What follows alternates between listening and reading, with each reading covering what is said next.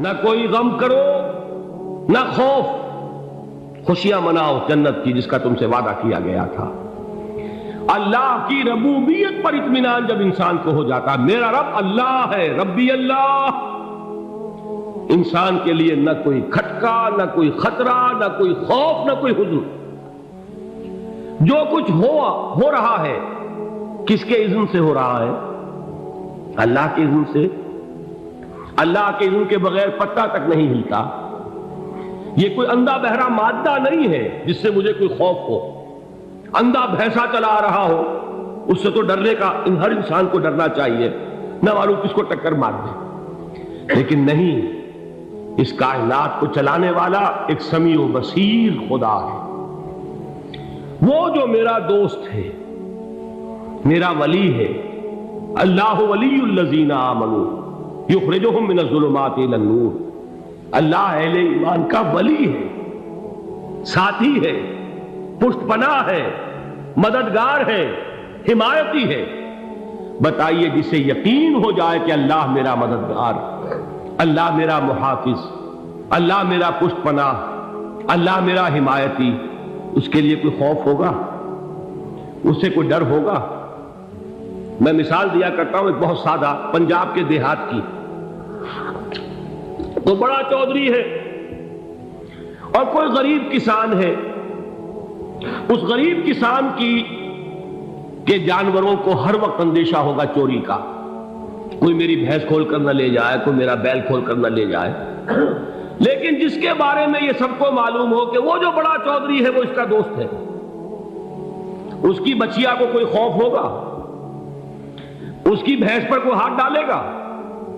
اسے کوئی اندیشہ ہوگا؟ نہیں۔ کیوں؟ کہ وہ بڑا چودھری، بڑا اس کا یہاں کا سردار، جاگیردار، سب کو معلوم ہے وہ میرا دوست ہے، کوئی میرے خلاف اقدام نہیں کر سکتا۔ اس دنیا میں یہ چھوٹی سی بات اگر آپ کے دلی اطمینان اور سکون کا باعث بن سکتی ہے تو ذرا تصور کیجئے۔ میں لفظ تصور استعمال کروں گا صرف اس لیے کہ اس کا ہم جس کو کہتے ہیں ادراک اور شعور کر نہیں سکتے، اگر کے ساتھ کر سکتے۔ اگر یقین ہو کہ اللہ میرا مددگار اور یقین ہو کہ اللہ ہر آن میرے ساتھ ہے، پھر کوئی خوف؟ کس کا خوف؟ کوئی شے اللہ سے بالا تر ہے؟ کوئی قوت اس سے زیادہ طاقتور ہے؟ کوئی اس کے ارادے کو بدلنے والا ہے؟ کوئی اس کی مشیت کے آڑے آنے والا ہے؟ یہی بات ہے جو حضور نے فرمائی، یہ ایمان کا حاصل ہے لب لباب،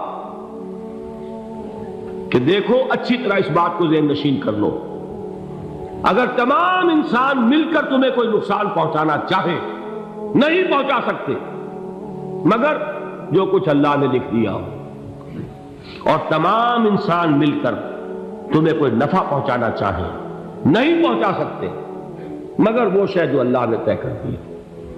آپ پھر میں کہوں گا ذرا طاری کیجئے، اسے فرض کیجئے، اسے سوچئے، اگر اس حدیث پر ہمارا دل ٹھکا ہوا ہو تو کسی سے ڈر ہوگا؟ یہ مجھے نقصان نہ پہنچا دے، یہ میری رپورٹ خراب نہ کر دے، یہ میری انکریمنٹ نہ رکوا دے، یہ میرا یہ نہ بگاڑ دے، یہ میرا یہ نقصان نہ پہنچا دے۔ اس کا ڈر، اس کا ڈر، اس کا خوف، اس کی خوشامد، اس کے لیے جا کر طرح طرح سے اپنی عزت نفس کو ذلیل کروانا اس کے سامنے، یہ سب کچھ کیوں کرتا ہے انسان؟ جب سمجھتا ہے کہ اس کے ہاتھ میں میرا کوئی نفع ہے، اس کے ہاتھ میں میرے لیے کوئی ضرر ہے، یہ مجھے کوئی غضب پہنچا سکتا ہے، یہ مجھے کوئی نقصان پہنچا سکتا ہے، یہ میرا کوئی کام بنا سکتا ہے، یہ میری کوئی ضرورت پوری کر سکتا ہے، اسی کا نام شرک ہے۔ جہاں آپ نے یہ سمجھا کہ غیر اللہ کے اندر کوئی طاقت موجود ہے، وہی شرک ہے۔ بتوں سے تجھ کو امید ہے، خدا سے نومیدی، مجھے بتا تو صحیح اور کافری کیا ہے؟ شرک تو یہ ہے جس پر بھی تمہیں یہ خیال ہے، کلمہ ہے یہ کلمہ سوم، لا حول ولا قوت الا باللہ، ذرا اس پر دل کو کبھی اگر آپ تصور کریں، پھر فرض کریں، دل ٹھک جائے اس پر، کوئی طاقت نہیں۔ یہی بات تھی جو شیخ عبد القادر جیلانی رحمۃ اللہ علیہ نے اپنی وصیت میں اپنے بچے سے کہی۔ 11ویں دینے والے ہیں لیکن حضرت شیخ عبد القادر جیلانی کی وصیت اور تعلیمات کو کتنے لوگ ہیں تم جانتے ہو؟ یہ جن مقامات تک پہنچے ہیں وہ کس چیز کی بدولت پہنچے؟ انہوں نے جو پیغام دیا وہ کیا تھا؟ اے میرے بچے، جس طریقے سے قرآن مجید میں حضرت لقمان کی نصیحتیں جو ہے نقل کر دی گئی ہیں، میں یہ عرض کروں گا بالفرض اگر قرآن حضرت عبد القادر جیلانی کے بعد نازل ہوا ہوتا تو شیخ عبد القادر کی یہ نصیحتیں بھی قرآن میں درج ہوتی۔ اتنی اونچی نصیحتیں ہیں۔ اے میرے بچے، اس حقیقت کو ذہن نشین کر لے، لا فاعل فی الحقیقت ولا مؤثر الا اللہ۔ اس کائنات میں نہ کوئی فاعل حقیقی ہے نہ مؤثر حقیقی ہے سوائے اللہ۔ کسی شے میں کوئی تاثیر نہیں اگر اللہ نہ چاہے۔ آگ جلا نہیں سکتی اگر اللہ نہ چاہے، پانی ڈبو نہیں سکتا اگر اللہ نہ چاہے، زہر ہلاک نہیں کر سکتا اگر اللہ نہ چاہے، کوئی چیز فائدہ نہیں پہنچا سکتی اگر اللہ نہ چاہے۔ تو در در پہ کیوں سر جھکاتے ہو؟ در در پر کیوں جبیں سائی کرتے ہو؟ سب کے سامنے کیوں ہاتھ پھیلاتے ہو؟ ایک اللہ سے مانگو، ایک اللہ کے سامنے زمین پر اپنی جبین رکھو۔ لا فاعل فی الحقیقت ولا مؤثر الا اللہ۔ نظر آتا ہے ہمیں کہ پانی پیاس بجھا دیتا ہے، پیاس بجھانے کی صلاحیت پانی میں نہیں ہے، اللہ کے اذن سے۔ کھانا بھوک مٹا دیتا ہے، بھوک مٹانے کی صلاحیت کھانے میں نہیں ہے، اذن رب میں۔ دیکھیے یہی یقین تھا حضرت موسیٰ علیہ السلام کا واقعہ یاد کیجئے۔ سامنے سمندر آ گیا ہے، قوم دیکھتی ہے پیچھے کہ گرد و غبار کا طوفان، معلوم ہوا کہ فرعون اپنے لشکر سمیت آ گیا۔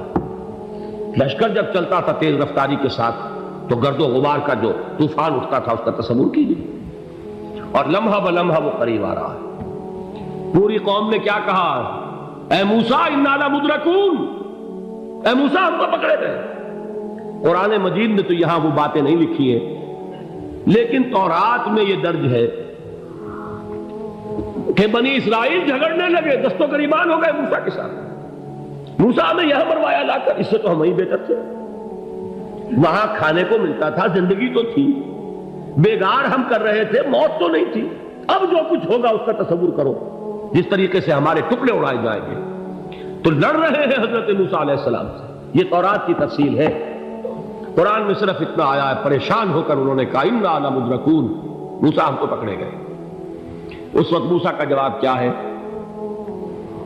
کلا ان معی ربی سیہدین، نہیں، میرے ساتھ میرا رب ہے، وہ راستہ دے گا۔ بتائیے کہاں راستہ نظر آ رہا ہے؟ یہ ہے ایمان بالغیب۔ راستہ نظر نہ آئے تب اللہ پر یقین ایمان ہے۔ جیب میں پیسے ہوں اور تب دل کو اطمینان ہے تو ایمان کس پر ہوا؟ پیسے پر، اللہ پر نہیں۔ جب وسائل و ذرائع نہ ہو اور پھر یقین ہو کہ اللہ مسبب الاسباب ہے، وہ اسباب کا پابند نہیں ہے، وہ اسباب کا محتاج نہیں ہے، اسباب اس کے محتاج ہے۔ اگر یہ یقین ہے تو اللہ پر ایمان ہے، یہ نہیں ہے تو تمہارا ایمان اسباب پر ہے، وسائل پر ہے، ذرائع پر ہے، مادیات پر ہے، اللہ پر نہیں۔ اس وقت کہاں راستہ تھا؟ کوئی راستہ تھا؟ سمندر ہے اور ادھر سے لشکر آ گیا ہے۔ کلا ان معی ربی سیہدین۔ اب دیکھیے ایمان کہہ دینا آسان ہے، ہوا معکم اینما کنتم، جہاں کہیں بھی تم ہوتے ہو اللہ تمہارے ساتھ ہوتا ہے، لیکن اس کا یقین قائم ہو جائے تو زمین و آسمان کا فرق واقع ہو جائے۔ یہی بات ہوئی حضور کے ساتھ۔ غار ہے، چھپے ہوئے ہیں محمد رسول اللہ اور آپ کے وہ یار غار ابو بکر صدیق رضی اللہ تعالی عنہ۔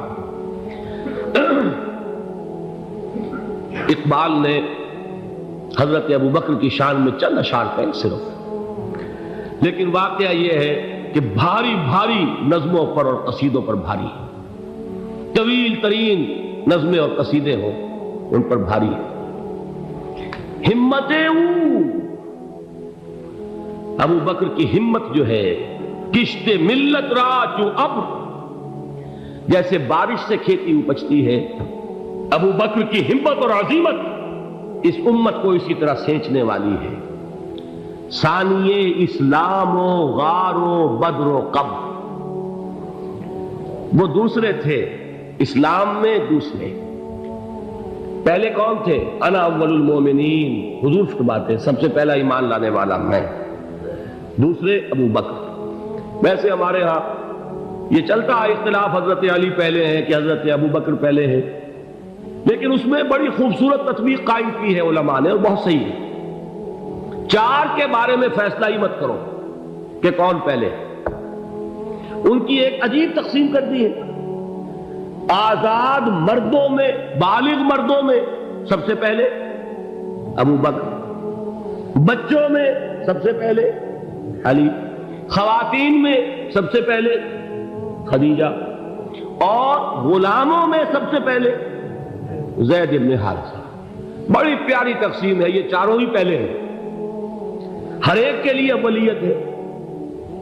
اور واقعہ یہ ہے کہ اگر زمانی اعتبار سے تعین ہوگا تو پہلے خدیجۃ الکبریٰ آئیں گی رضی اللہ تعالی عنہ، کسی اور سے بات کرنے کی نوبت بعد میں آ سکتی ہے، پہلے تو اہلیہ محترمہ سے بات ہوئی، آتے ہی پہلی وحی ہوئی ہے، ابھی تبلیغ کا حکم نہیں تھا۔ کس کو بتایا واقعہ؟ ابھی اپنی نبوت کی تبلیغ کا تو حکم ہی نہیں آیا، واقعہ کس کا ہے؟ وہ خدیجہ کا ہے۔ جب کہا ہے کہ خشیت علی نفسی، مجھے اپنی جان کا اندیشہ ہے، تو کیا جواب دیا خدیجہ نے رضی اللہ تعالی عنہا؟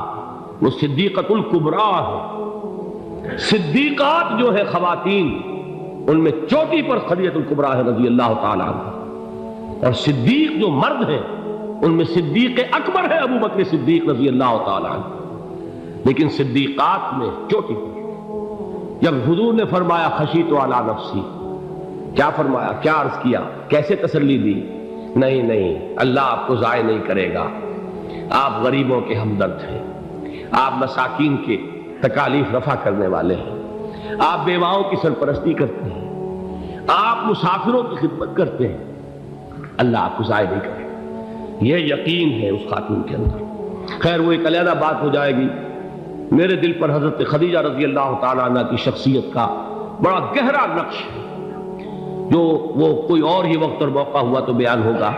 بہرحال اقبال نے ایک مصرے میں جو چار اولیتیں جمع کر دی ہیں، ہمت او کشت امت را چو ابر، ثانی اسلام و غار و بدر و قبر۔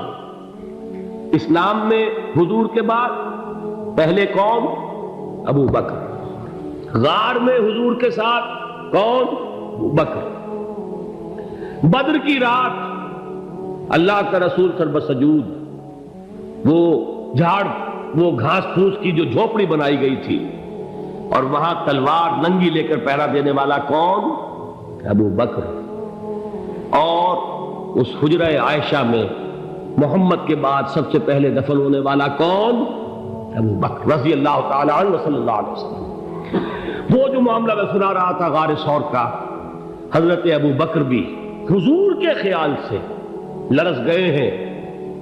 آپ کو یاد ہوگا کہ جا کر پہلے تمام جتنے سوراخ تھے انہیں بند کیا ہے، ایک سوراخ رہ گیا تھا جس کو بند کرنے کے لیے کوئی کپڑا نہیں تھا، وہاں اپنی ایڑی رکھی ہے، تب کہا ہے حضور سے تشریف لائیے، اور اپنے زانو پر حضور کو لٹایا ہے، اور وہاں کسی موذی جانور نے کاٹا ہے، حضور کی آنکھ لگ گئی تھی، اس وقت اس بل کے اندر جو بھی بچھو ہے کیا ہے واللہ عالم، اس نے کاٹا ہے، اس کی تکلیف کی وجہ سے ابو بکر کی آنکھوں سے آنسو ٹپک گئے، حضور کے چہرے مبارک پر پڑے ہیں، تو حضور جاگے ہیں، معاملہ کیا ہے؟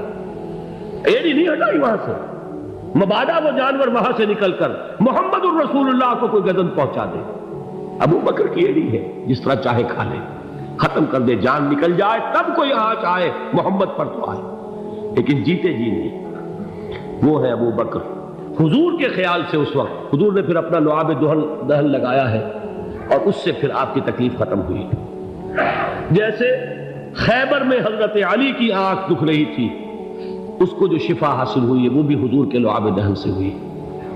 تو بہرحال اس وقت انہوں نے کہا ہے کہ اے نبی یا رسول اللہ، اگر اس وقت ان میں سے کسی نے غیر ارادی طور پر بھی اپنے قدموں کی طرف جھانک لیا تو پکڑے جائیں، کیا جواب تھا اللہ کے رسول کا؟ لا تحزن ان اللہ معنا، اللہ ہمارے ساتھ ہے، کیوں گھبراتے ہو ابو بکر؟